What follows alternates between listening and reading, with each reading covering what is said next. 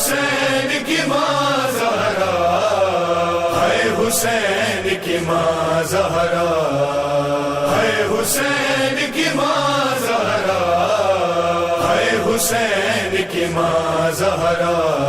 اعوذ باللہ السمیع العلیم من الشیطان الرجیم وبہ نستعین وہو خیر الناصر ومعین، اما بعد۔ ایام فاطمی 1445 سن ہجری کے حوالے سے قائم ٹی وی کینیڈا کی مسلسل اور مستقل نشریات میں آج جناب سیدہ سلام اللہ علیہ کے نور کے حوالے سے، آپ کی نورانی خلقت کے حوالے سے، آپ کے نوری پیکر کے حوالے سے مختصر سا یہ دورانیہ جو آپ مومن کی خدمت میں پیش کرنے کی سعادت حاصل کر رہا ہوں۔ ہمارے نزدیک جناب سیدہ سلام اللہ علیہ کی خلقت جہاں دنیا میں بہت زیادہ اہمیت اور فضیلت کے حامل ہے، وہیں ہم جناب سیدہ کے نورانی مقامات کو تسلیم کرتے ہوئے آپ کی خلقت نوری کی بھی قائل ہیں۔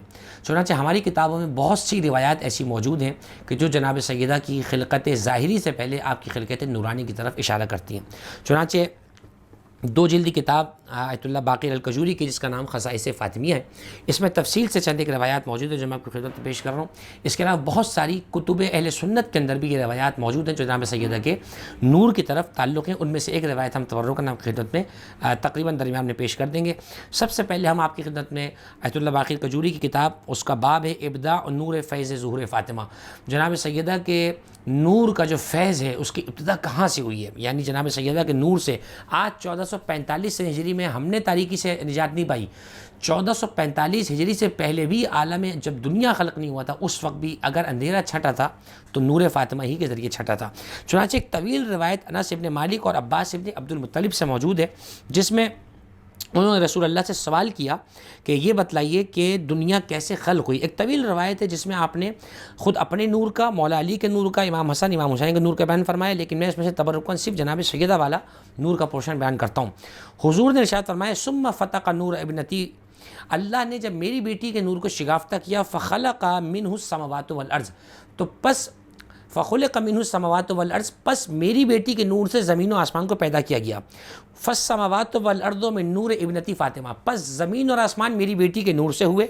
ونور ابنتی فاطمہ من نور اللہ، اور میری بیٹی فاطمہ کا نور اللہ کا نور ہے۔ وابنتی فاطمہ افضل من السماوات والارض، تو پس جب زمین اور آسمان بنے ہی فاطمہ کے نور سے ہیں اور فاطمہ کا نور میرے نور سے ہے اور میرا نور اللہ کے نور سے ہے، تو نتیجہ 2 + 2 = 4 کا ہی ہوا کہ میری بیٹی فاطمہ زمین و آسمان سے افضل ہے۔ یہ روایت رسول اللہ نے بیان فرمائی۔ چنانچہ اسی طریقے سے آپ دیکھیں کئی ایک روایات ہمارے پاس اور موجود ہیں، جس میں سے ایک عجیب و غریب روایت بی بی کے لقب کے حوالے سے، جس کا بی بی کا لقب الزہرا بڑا مشہور ہے۔ الزہرا کا لفظی معنی تو چمکنا ہے، یعنی چمکنے والی ہے، لیکن اس کے لیے روایات میں علماء نے 7 یا 8 معنی بیان فرمائے۔ ان میں سے ایک معنی یہ ہے کہ جب اللہ نے زمین و آسمان کو خلق فرمایا اور ان میں ملائکہ کو پیدا کیا تو ملائکہ سے کہا کہ میری عبادت کرو۔ چنانچہ ملائکہ نے جب اندھیرا دیکھا تو فرمایا پروردگار اگر یہ اندھیرا دور ہو جائے تو ہم تیری عبادت کریں گے۔ چنانچہ روایت میں جملہ موجود ہے کہ پروردگار عالم نے جناب سیدہ کے نور کو ایک قندیل کی صورت میں، ایک فانوس کی صورت میں زمین اور آسمان کے بیچ میں معلق کیا، لٹکایا۔ جیسی بی بی کا نور وہاں معلق ہوا، فَأَزْهَرَتِ السَّمَاوَاتُ وَالْأَرْضُ بِنُورِهَا، پس زمین و آسمان بی بی زہرا کے نور سے چمک گئے۔ فَسُمِّيَتْ بِذَلِكَ الزَّهْرَا، پس اسی وجہ سے بی بی کو زہرا کہا گیا، یعنی چمکانے والی۔ چنانچہ جیسی فرشتوں نے اس نور کو چمکتا ہوا دیکھا تو پروردگار سے تعجب میں پوچھا پروردگار ما هذه النور، پروردگار یہ کیسا نور ہے؟ آواز آئی هذه نور امتی فاطمہ، یہ میری کنیز خاص فاطمہ زہرا کا نور ہے۔ چنانچہ اب تم جو عبادت کرو گے اس کا ثواب اس کے چاہنے والوں کو قیامت تک پہنچاؤ گے۔ یہ ایک روایت بی بی کے نور کے حوالے سے موجود ہے۔ اب میں وہ روایت تبرکاً پیش کرتا ہوں جو کتب اہل سنت میں موجود ہے۔ وہ روایت یہ کہ جب حضور معراج پہ تشریف لے گئے تو آپ نے طوبہ نامی درخت پہ ایک چمکتا ہوا پھل دیکھا۔ آپ نے چاہا کہ میں آگے بڑھ کے تناول فرماؤں، جبریل امی ادب میں آگے بڑھے کہ حضور کو پھل توڑ کر دیں۔ چنانچہ اللہ کی آواز آئی کہ اے جبریل، یہ میری کنیز خاص فاطمہ زہرا کا نور ہے، لہٰذا آپ اس کی طرف قدم نہ بڑھائیں۔ خود آواز دی اے پیغمبر اگر چاہتے ہو کہ اس نور کو تناول کرو تو خود آگے بڑھ جاؤ۔ حضور نے اس نور کو کھایا۔ روایت کا جملہ یہ ہے کہ فخلقت منہا فاطمہ، پس اسی نور سے، یعنی وہ جنت کا وہ سیب اس میں جو نور موجود تھا، فخلقت منہا فاطمہ، اسی نور سے اللہ سبحانہ و تعالیٰ نے جناب فاطمہ سلام اللہ علیہ کو خلق فرمایا۔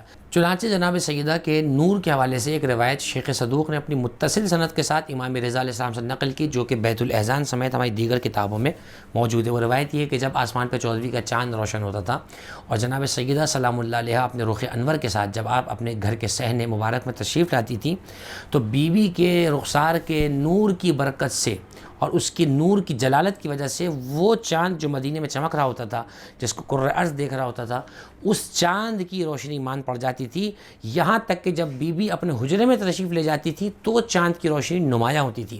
اور اس میں کوئی تعجب کی بات نہیں ہے، اس لیے کہ یہ وہ شہزادی ہے کہ انی ما خلقت السماء مبنیۃ ولا ارضا مدحیۃ ولا قمرا منیرا، یہ چاند منیر ہوا ہی اہل بیت کے صدقے میں ہے، تو جس کے نور سے زمین و آسمان اور چاند روشن ہوئے، اس نور کی کیا مجال ہے کہ رخ زہرا کے آگے وہ اپنی روشنی کو پیش کرے۔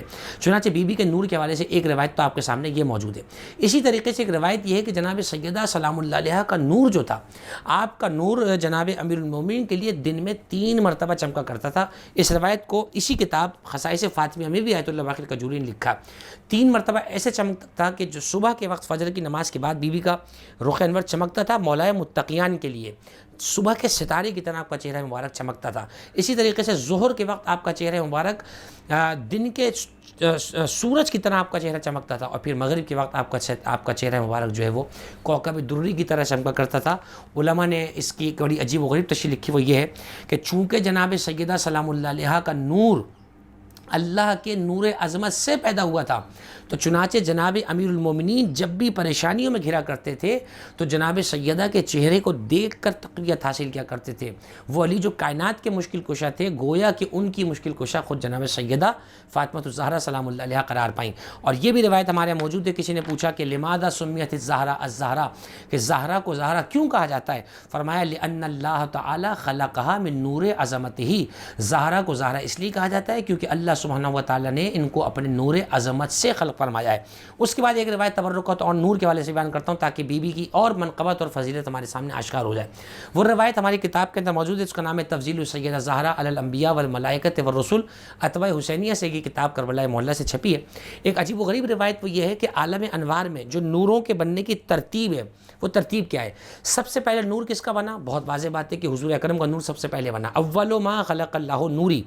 حضور کے بعد کس کا نور بنا؟ بلا فصل اسی کا بنا کہ جو کلمے میں رسول کے بعد بلا فصل آتا ہے۔ اللہ نے نبی کے نور کے بعد جو نور بنایا وہ نور تھا نور امیر المومنین، انا وعلی من نور واحد، کتب اہل سنت میں حدیثیں موجود ہیں۔ ان 2 نوروں کے بعد تیسرا نور بلا فصل جس نور کو خلق فرمایا حسن حسین کے نور سے پہلے، امام سجاد سے لے کر امام مہدی کے نور سے پہلے جو نور بنائے وہ نور جناب سیدہ سلام اللہ علیہ کا ہے۔ یہیں سے پھر علماء نے ہمارے یہ استدلال بھی کیا کہ اسی سے یہ پتہ چلتا ہے کہ جناب سیدہ عالم انوار میں بھی سوائے امیر المومنین اور سوائے رسول اللہ کے تمام 11 اماموں سے بھی افضل ہیں۔ تو وہ بی بی کے جو 11 اماموں سے افضل ہو، کوئی عام مرد یا عورت اس بی بی کی فضیلت میں اس کا مقابلہ کیسے کر سکتا ہے؟ چنانچہ بی بی سلام اللہ علیہ کی سبقت نوری اس بات پر دلیل ہے کہ آپ کا نور حسن و حسین سے پہلے بنائے۔ اور پھر علماء نے ایک روایت نقل کری، امام حسین نے ایک زیارت پڑھی اپنی ماں کی، خود امام حسین نے زیارت پڑھ کے اس پہ جملہ فرمایا وَأُمِّي خَيْرٌ مِّنِّي، میری ماں مجھ سے بہتر ہے۔ یہاں سے بھی استدلال ثابت ہوا کہ جناب سیدہ بظاہر امام نہ ہوتے ہوئے بھی 11 اماموں سے افضل ہیں۔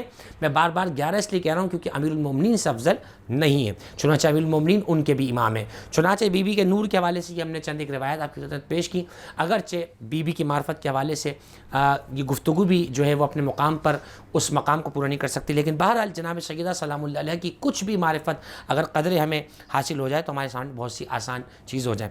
اس کے بعد یہ بات ذہن میں رہے کہ بی بی کی منقبت، بی بی کی فضیلت بہت عظیم ہے، تو جس کے فضائل عظیم ہوتے ہیں اس کے مصائب بھی بہت زیادہ ہوا کرتے ہیں، اور یہی وہ شہزادی ہیں کہ جن کے لیے یہ مصرع تاریخ میں موجود ہے، صبت علی مصائب لو انہا صبت علی الایام سرنا لیالیا۔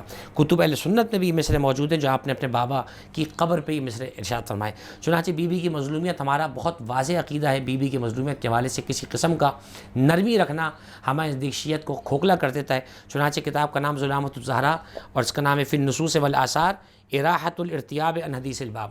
چنانچہ جناب سیدہ کہ مصائب کے حوالے سے اگر کسی کو کوئی شک پیش ہوتا ہے، اگر کسی کے ذہن میں کوئی خدشات آتے ہیں، اسے چاہیے کہ اپنے خدشے کو دور کرے، اس لیے کہ یہ بیوی وہ ہے کہ جس کے فضائل کی خبر بھی اس کے بابا نے دی ہے، اس کے مصائب کی خبر بھی اس کے بابا نے دی ہے.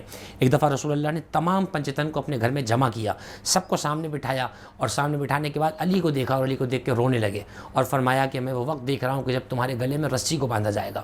حسن مجتبیٰ کو دیکھا اور فرمایا میں وہ وقت دیکھ رہا ہوں کہ جب تمہیں تمہارے دہن سے زہر پلایا جائے گا. اور اسی طریقے سے جب امام حسین کو دیکھا اور بشارت دی کہ تمہیں بھی جو ہے وہ بے جرم و خطا جو ہے وہ قتل کیا جائے گا. اور پھر جب جناب سیدہ کی طرف دیکھا تو روایت کا جملہ یہ ہے کہ جیسے دیکھا فاجھش البکا، حضور کو گریے نے گھیر لیا، آپ سسک سسک کے رونے لگے. تیرے گھر کے اندر جو ہے وہ اس کے پردے کو چاک کیا جا رہا ہے، اس قطت جنینھا، تیری تصویر کو، محسن کی تصویر کو مٹایا جا رہا ہے. وغصبت ارثھا ومنعت ارثھا وغصبت حقھا، تیرے حق کو چھینا جائے گا، تیرے ارث سے تجھے منع کیا جائے گا. یہ بی بی کے وہ مصائب تھے. چنانچہ آیت اللہ ابو الحسین اصفہانی بہت بڑے عالم دین، آیت اللہ خوئی کے بھی استاد گزرے، وہ فرمایا کرتے تھے کہ وما اصابها من المصاب مفتاح بابہ حدیث الباب. فرماتے تھے جتنے مصائب زہرا پہ گزرے ہیں ان سب کی چابی وہ دروازے والی بات ہے. اور پھر اس کے بعد فرماتے تھے شلت ید الطغیان والتعدی، خدا ان ہاتھوں کو خیر نہ رکھے، خدا ان ہاتھوں کو سلامت نہ رکھے کہ جس نے جسارت کی کہ وہ جناب سیدہ کے گھر تک اٹھے، جناب سیدہ کے قریب تک آئے. یہ وہ بی بی ہے کہ جو بعد رسول روتے روتے دنیا سے گئیں. 6 ماہ چند دن جناب سیدہ رہیں. ہمارے نزدیک 95 دن کی روایت زیادہ معتبر ہے کہ 95 دن آپ زندہ رہیں اور اسی کیفیت میں آپ دنیا سے جا رہی ہیں. لیکن جاتے جاتے بھی اگر غم ہے، اگر فکر ہے تو اپنے بچوں کی ہے. جاتے جاتے وصیت کی حسنین کریمین کے لیے اور فرمایا کہ اے فضہ میرے بعد میرے بچوں کا بہت خیال رکھنا. یہاں سے ایک ماں کی عظمت کا بھی اندازہ ہوتا ہے کہ جاتے جاتے بھی ماں اگر خیال کرے تو بچوں کا خیال کرتی ہے. اور وقت آیا کہ جب بی بی کی شہادت قریب ہے، آپ صاحب فراش ہیں، آپ بستر پر ہیں، ایسے میں جناب زہرا نے آسمان کی طرف نگاہ کی. السلام علی جبرائیل، السلام علی مواقب السماوات، سلام ہو جبریل تجھ پر، سلام ہو آسمان کی سواری تم پر. پھر بی بی نے اپنے گھر کے کونے میں دیکھا السلام علی قابض الارواح، اے روحوں کو نکالنے والے تجھ پہ زہرا کا سلام ہو. عجل بی ولا تعذبنی، زہرا کو تکلیف نہ ہو، زہرا کی روح کو بدن سے خارج کر دے. بس اسی کیفیت میں فضہ نے گھبرا کے شہزادی کا ہاتھ پکڑ لیا اور آواز دی بی بی علی کو تو مسجد سے آنے دیجئے. بس جناب فضہ فرماتی ہیں کہ میں جملے کہہ رہی تھی، اچانک میں نے دیکھا وقبضت عینیھا وفتحت یدیھا، شہزادی نے اپنی آنکھوں کو بند کر لیا، اپنی ہتھیلیوں کو کھول دیا. انا للہ و انا الیہ راجعون. جنازہ تیار ہوا. جب بچے جنازے پہ پہنچے سب گریہ کر رہے تھے مگر حسین جنازے پہ نہیں تھے. علی نے کہا حسین کیا ماں کو رخصت نہیں کرو گے؟ بس جیسے یہ جملہ سننا تھا حسین نے کہا جب تک میری ماں مجھے نہیں بلائیں گی میں جنازے کے قریب نہیں جاؤں گا. علی علیہ السلام فرماتے اشہد اللہ و ملائکتہ انہا انت و حنت و اخرجت یدیہما من الکفن. علی کہتے ہیں میں اللہ کو قسم بنا کے گواہ بنا کے کہتا ہوں میں نے زہرا کی سسکیوں کی آوازوں کو سنا، میں نے بندے کفن کو ٹوٹتے ہوئے دیکھا، میں نے دیکھا کہ 2 ہاتھ کفن سے برآمد ہو گئے. آواز دی حسین کسی کی ماں جنت سے واپس نہیں آتی، تیری ماں تجھے لینے آئی ہے. آج حسین نے بلایا، ماں دوڑی دوڑی چلی آئی. اے حسین کل جب تم ذوالجناح سے زین کی طرف آؤ تمہاری ماں تمہیں آواز دے، تم اپنی ماں کے زانوں پہ سو جانا. انا للہ و انا الیہ راجعون وسیعلم الذین ظلموا ای منقلب ینقلبون.